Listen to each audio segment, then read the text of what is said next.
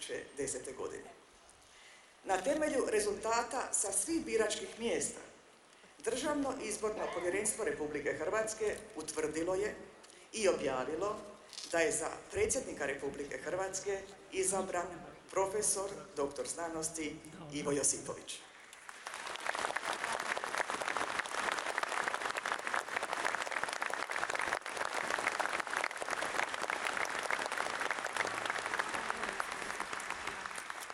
Molim vas, gospodine predsjedniče, da na temelju članka 94.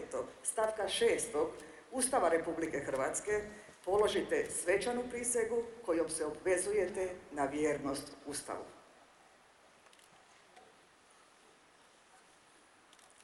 Prisežem svojom čašću da ću dužnost predsjednika Republike Hrvatske obavljati savjesno i odgovorno. Prisežem svojom čašću da ću dužnost predsjednika Republike obavljati savjesno i odgovorno. Na dobrobit hrvatskog naroda i svih hrvatskih državljana. Na dobrobit hrvatskog naroda i svih hrvatskih državljana. Kao hrvatski državni poglavar držat ću se Ustava i zakona. Kao hrvatski državni poglavar držat ću se Ustava i zakona. Brinuti se za poštovanje ustavnopravnog poretka Republike Hrvatske. Brinuti za poštovanje ustavnopravnog poretka Republike Hrvatske. Bdjeti nad urednim i pravednim djelovanjem svih tijela državne vlasti. Bdjeti nad urednim i pravednim djelovanjem svih tijela državne vlasti.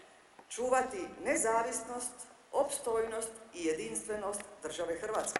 Čuvati nezavisnost, opstojnost i jedinstvenost Republike Hrvatske. Tako mi Bog pomogao. Tako mi Bog pomogao.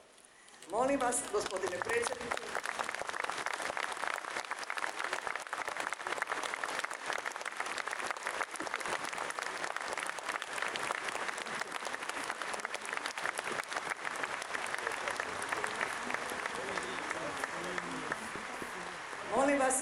predsjedniče, da potpišete